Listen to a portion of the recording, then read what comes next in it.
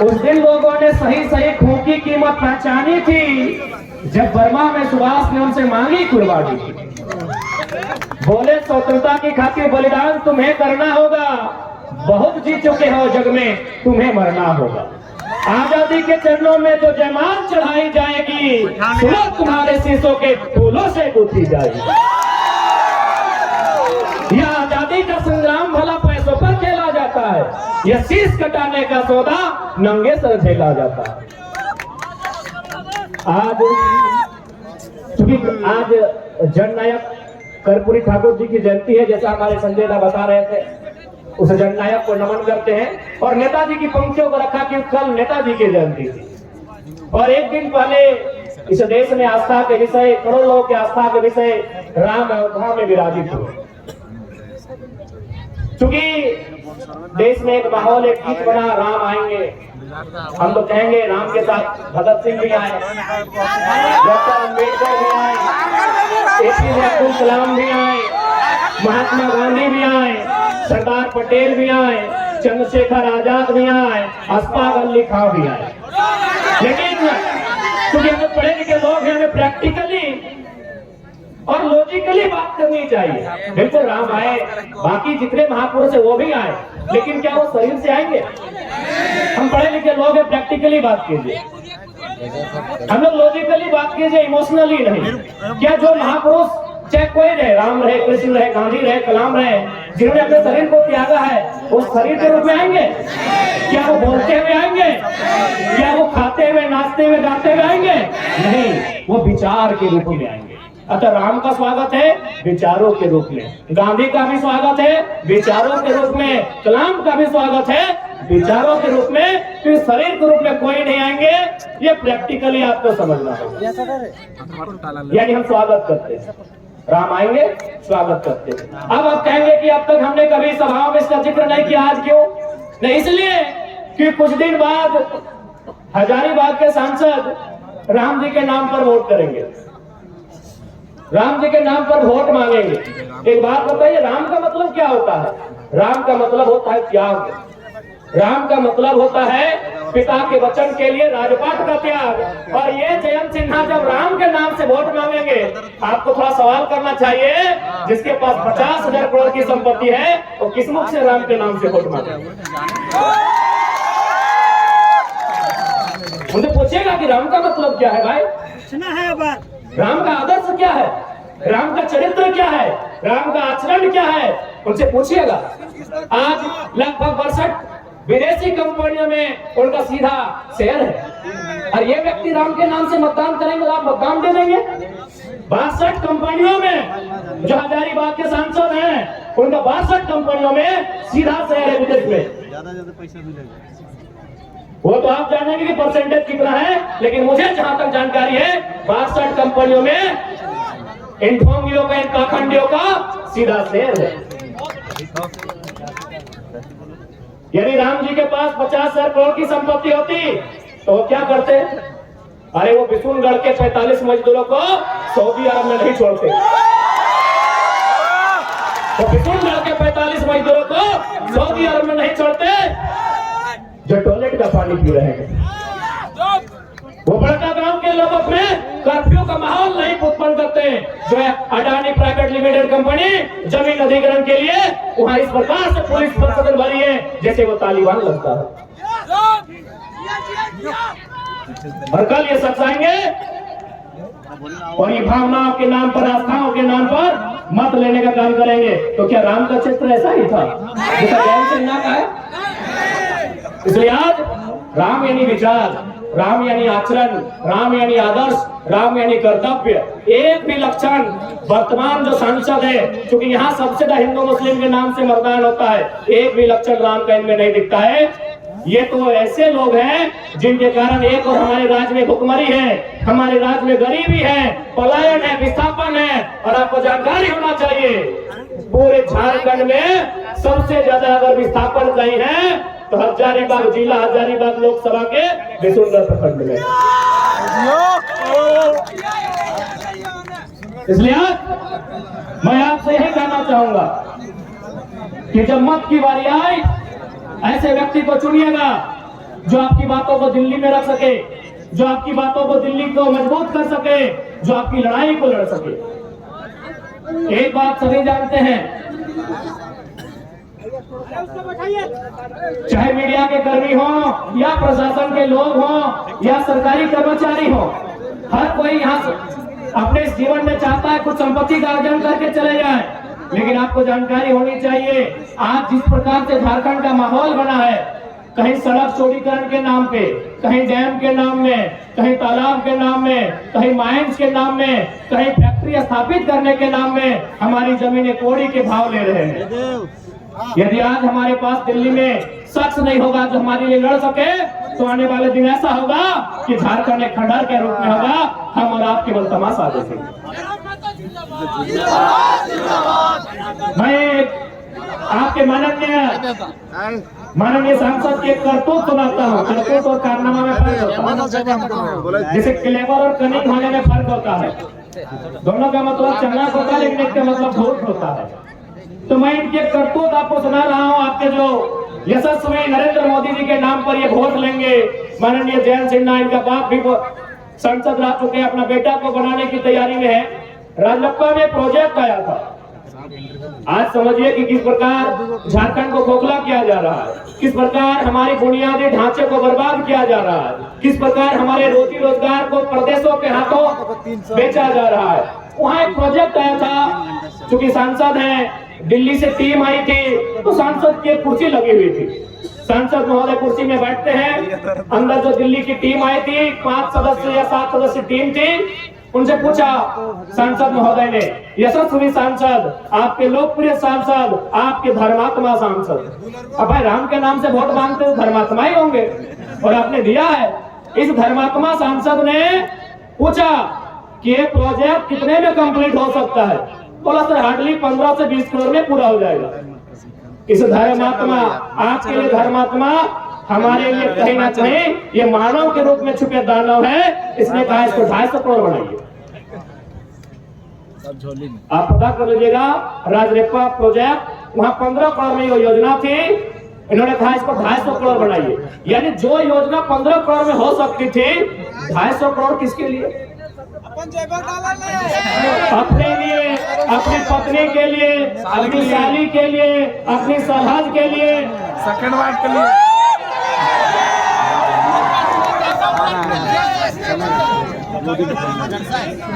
हमें बताने की आवश्यकता नहीं है कैसे दुराचारी लोग हैं।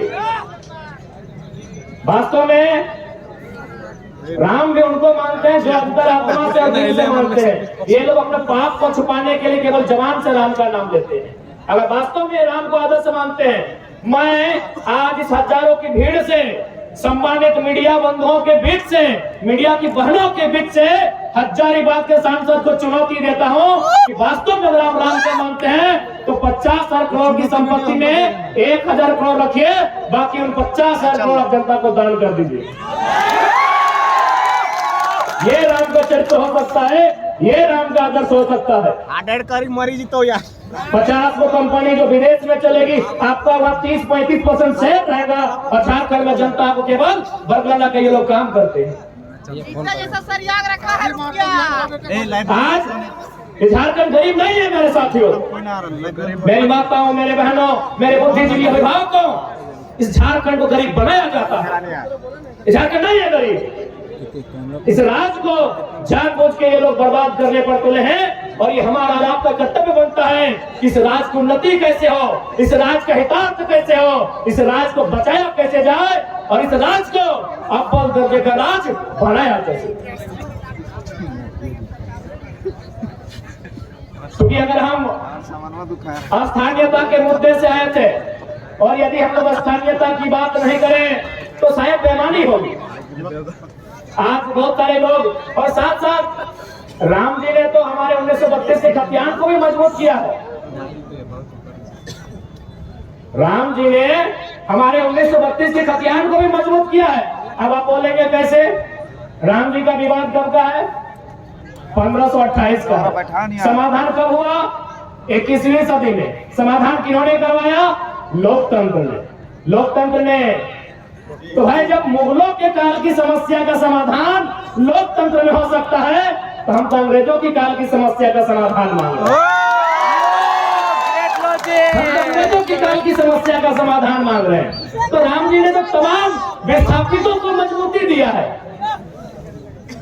तमाम विस्थापितों को जिनका जमीन 50 साल पहले टाटा ने लिया है, डीवीसी ने लिया है, वेदांता ने लिया है, सीसीएल ने लिया है, बीसीसीएल ने लिया है, ईसीएल ने लिया है, एचईसी ने लिया है, हिंडाल्को ने लिया है, मगध आम्रपाली एमटीपीसी ने लिया है, 50 साल पहले लिया है। जब राम जी की समस्या का समाधान 500 साल बाद यही लोकतंत्र का बुनियादी, यही लोकतंत्र का सर्वोच्च न्यायालय करता है, तो 50 साल पहले जो हमारा जमीन अधिग्रहण हुआ है विकास के नाम पे, जो आज खाली पड़ा है, जो टाटा के कब्जे में है, कहीं एचईसी के कब्जे में है, कहीं हिंडाल्को के कब्जे में है, कहीं एनटीपीसी कब्जे में है, तो क्या हमारा भी अधिकार नहीं बनता है कि लोकतंत्र उसका समाधान करे? बनता है कि नहीं बनता है भाई? हमारे भी बाप ने मात्र 50 साल पहले जमीन दिया है, एनटीपीसी को दिया है कोयला बढ़ने के लिए, मगध आम्रपाली को दिया है, टंडवा में दिया है, पिपरवार में दिया है, राय बचरा में दिया है, बड़का गांव में दिया है, गोंदलपुरा में देने वाले हैं, लेने वाले हैं। वो कर्फ्यू का माहौल है, यही विशुनगढ़ में कोणार्क डैम के माध्यम से दिए हैं। तो हमें भी इस लोकतंत्र में उतनी ही आस्था है, तो हमारी भी जमीनें, क्योंकि भारत का कानून भी कहता है यदि किसी कंपनी ने, किसी फैक्ट्री ने आपसे जमीन अधिग्रहण किया है और उस जमीन पर अगर कोई काम नहीं हो रहा है तो बकायदा राज्य सरकार को चाहिए वह जमीनें रैयत को वापस करना चाहिए। तो लोग कहते हैं भाई अंग्रेजों के काल का है, हमने तो बता दिया मुगल काल की समस्या का समाधान लोकतंत्र के माध्यम से हुआ। अब एक बात बताइए, जो लोग कहते हैं कि अंग्रेजों की काल की समस्या है, अंग्रेजों का कानून है, तो भारत के बुद्धिजीवी लोग बताए तो कि भारत का क्या है?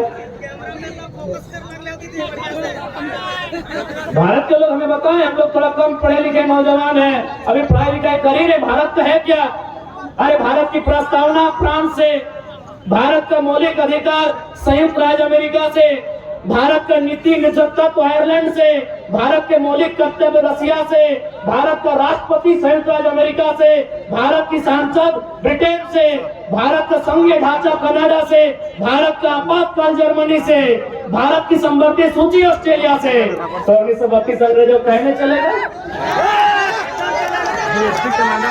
ये व्यवस्थाएं अंग्रेजों की, ये व्यवस्थाएं अंग्रेजों की। अच्छा एक बात बताइए, हजारीबाग में अभी डीसी है, डीसी मतलब समझते हैं आप लोग? हाँ। Deputy collector. अच्छा एक बात बताइए, कलेक्टर का मतलब क्या होता है? कलेक्टर शब्द कहाँ से आया? कलेक्टर शब्द आया है कलेक्ट से। कलेक्ट माने क्या होता है? कलेक्ट करना, कोई चीज इकट्ठा करना, जमा करना। तो भाई ये कलेक्टर लोग अंग्रेज के टाइम क्या करते थे? कलेक्ट करते थे, व्यापारियों से, किसानों से लगान कलेक्ट करते थे, खजाना कलेक्ट करते थे, इसीलिए इन्हें कलेक्टर की उपाधि दी गई थी। अब क्या हुआ, एक प्रमंडल चूंकि हजारीबाग में है, वहां आता है डिविजनल कमिश्नर। डिविजनल कमिश्नर समझते हैं ना, यानी प्रमंडल के आयोग। कमिश्नर का मतलब क्या होता है? यानी कलेक्टर जो पैसा, जो खजाना, जो धान चार सोना चांदी कलेक्ट करके ले जाते थे, उस पैसे को सुरक्षित अंग्रेजों तक, ब्रिटेन तक कमीशन लेके जो पहुंचाता था उसे कमिश्नर कहते थे। कमीशन कहां से आया? कमिश्नर शब्द कमीशन से आया है। तो भाई अंग्रेजों का कलेक्टर चल रहा है, अंग्रेजों का कमिश्नर चल रहा है, तो 1932 का खातियात कहे नहीं चलेगा? सब चलेगा। कहे नहीं चलेगा? अभी बताइए, कि हमारी लड़ाई गलत है, ये हमारी मांग गलत है? जी नहीं, बस हमारे लोगों को जानबूझकर कमजोर बना के रखा गया है, क्योंकि सारा समस्या है यहाँ की खनिज, यहाँ के कण कण में खनिज है, यहाँ के पहाड़ में, यहाँ के पर्वत में, यहाँ के पठार में, यहाँ के जंगल में, यहाँ के नदी में। नदी में नहीं समझे क्या? अरे दामोदर नदी को भी लोग चेंज करना चाहता था। ये पैसे के लालची लोग, क्योंकि दामोदर नदी के नीचे मैक्सिमम कोयला है, ये लोग दामोदर नदी के बहाव को बदलना चाहता था। यानी यहाँ के पहाड़ में खनिज, यहाँ के नदी में खनिज, यहाँ के नालों में खनिज। इसीलिए जानबूझ के झारखंड की व्यवस्था को चौपट किया गया है। अब आप कहेंगे कैसे? क्योंकि हजारीबाग को मैंने अक्सर कहा है ये एजुकेशन हब है, शैक्षणिक राजधानी है। अगर रांची राजधानी, दुमका उपराजधानी, कोडरमा अपराध राजधानी, धनबाद कोयला राजधानी, जमशेदपुर स्टील राजधानी, तो हजारीबाग शैक्षणिक राजधानी है। अब कैसे व्यवस्था को यहाँ का नेशनल नाबूद किया गया है सुनिए। हम 2011 बैच के इंटर ऑफ साइंस के स्टूडेंट हैं। हो सके कोई 12 वाले होंगे, कोई 13 वाले होंगे, कोई 10 वाले होंगे, कोई 9 वाले होंगे। ईमानदारी से बताइए उस समय इंटर का रिजल्ट क्या होता था, खासकर इंटर ऑफ साइंस का बताइए। 100 में 2 को मैं बता रहा हूं 2011 में 28%। गंभीरता पूर्वक सुनिएगा कि कैसे एक सिस्टम काम कर रहा है जो झारखंड को दिन प्रतिदिन खोखला कर रहा है। गरम पानी पी ले। धिप्पल धिप्पल मात्र 28%। कॉमर्स का रिजल्ट था 42%, आर्ट्स का साइंस का रिजल्ट था 47%। सोच के देखिए आपकी रूह कांप जाएगी। आर्ट्स का रिजल्ट था 47, यानी 50% से ज्यादा बच्चे फेल हुए थे। कॉमर्स का रिजल्ट 42, यानी 50 से कई गुना ज्यादा, कई गुना नहीं संख्या में कितना ज्यादा। और मात्र 28% रिजल्ट था इंटर ऑफ साइंस का 2011 का, हम साइंस का और पास आउट स्टूडेंट। यानी सोच के देखिए, जब हमारे बच्चे पढ़ेंगे नहीं, जब ये इंजीनियर नहीं बनेंगे, जब ये मेडिकल में नहीं जाएंगे, तो आगे जाकर कैसे राज्य को संभालेंगे। वियतनाम और फ्रांस की कहानी आपने पढ़ा होगा, वो तो आपने वियतनाम और फ्रांस के बारे में पढ़ा है। ये लोग झारखंड में चरितार्थ करके बैठे हैं। हमारे रिजल्ट को शून्य करके रखा था, हमारे रिजल्ट को डाउन करके रखा था। उतना छोड़िए, अभी आप कल का या परसों का अखबार पढ़े होंगे, धनबाद से नवोदय में 26 बच्चों का चयन हुआ है। हमको लगता है 20 बच्चे बिहार के, यानी आपके बच्चे। नवोदय का मतलब आप भी जानते हैं, हर फैमिली का ड्रीम होता है कि अपना बच्चा को नवोदय भेजे, अपना बच्चा को सैनिक स्कूल भेजे, क्योंकि बाकी स्कूल में खिचड़ी के अलावा ठीक कुछ नहीं मिलता है। हमारा स्कूल बाल भी दल जाएगा। नेतरहाट, अच्छा माफी चाहेंगे, नेतरहाट है ना मिथिलेश बाबू। आप जितने भी नौजवान यहाँ बैठे हैं, आपके घर में बेटा या बेटी जब जन्म लेती है और आप पहला प्रयास यही करते हैं कि अपना बच्चा को नेतरहाट भेजेंगे, सैनिक स्कूल में भेजेंगे। तमन्ना होती है कि नहीं? लेकिन वहां भी बाहर के लोगों का कब्जा है। हमारे बच्चे कहाँ मिलेंगे? जहाँ स्कूल का ड्रेस कभी पीला कभी हरा होगा वहां मिलेंगे, और जहाँ खिचड़ी 2-3 वैरायटी में मिलेगी वहां मिलेंगे।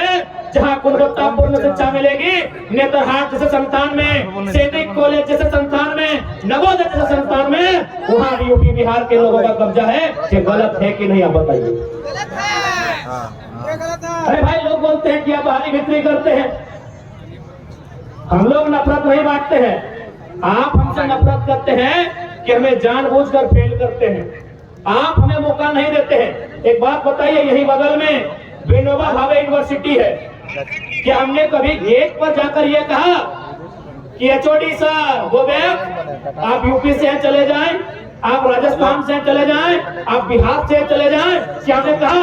नहीं कहा, क्योंकि यूनिवर्सिटी में जो प्रोफेसर आते हैं वो सेंट्रल का विषय होता है, वो जेआरएफ करने वाले लोग होते हैं, उससे ऊंची ऊंची उपाधियों को, उपलब्धियों को हासिल करके आते हैं। हमने कभी प्रोफेसर का विरोध नहीं किया है, लेकिन यदि कोई प्राइमरी टीचर बन के आएगा यूपी बिहार से, विरोध होगा कि नहीं आप ही बताइए।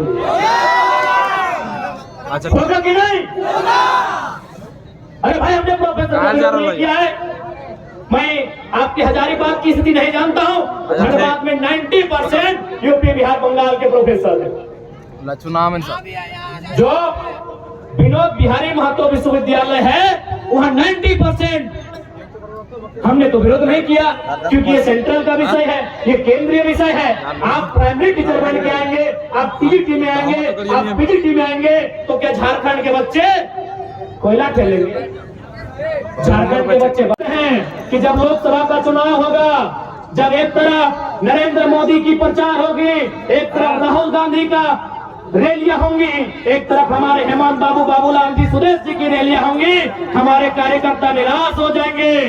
तो उन अपनी निराश सेनाओं को मजबूती देने के लिए, उन्हें हिम्मत देने के लिए उनका सेनापति लोकसभा के मैदान में होगा। हमारी कोई इच्छा नहीं थी लोकसभा चुनाव लड़ने की। हम तो राज्य के मुद्दों के साथ यहाँ आए हैं। हम तो राज्य को नेतृत्व करने के लिए लोग हमें उम्मीदें कर रहे हैं, लेकिन लोकसभा में हमारा आना, हमारे साथ साथ हमारे जो भाई आज मंच पे खड़े हैं, इनका लोकसभा में आना खासकर मेरा इसीलिए कि हमारे सेना का मनोबल कम ना हो। जब सामने सुदेश जी आए, बाबूलाल जी आए, हेमंत जी आए, तो उनके सामने उनका बेटा, उनका सेना नायक झुमराज पारसनाथ के बीच का टाइगर भी बना चाहिए। हमें पूरा विश्वास है। इसी हौसले के लिए, इसी विश्वास के लिए, इसी हिम्मत के लिए लोकसभा चुनाव लड़ने का और उसमें मैंने खुद भाग लेने का ऐलान किया है। नहीं तो हम लोग विधानसभा की तैयारी करते हैं, मनोज दा, संजय दा, मोदी दा, इनको कहते हैं आप लोग लोकसभा की देखिए कहां कैसे फिट होगा, आप लोग चर्चा करें। बस अपने कार्यकर्ताओं को, जो हमारे सेना है, उन सेनाओं में शक्ति का संचार करने के लिए हमने उसी सीट को चुना है। और ये सबके के आदेश से, निर्देश से जहां से अगर चढ़ जाएंगे तो पूरा झारखंड दिखाई देगा। उसे झारखंड की सर्वोच्च चोटी पारसनाथ कहते हैं, जो 4480 मीटर फीट की ऊंचाई पर है।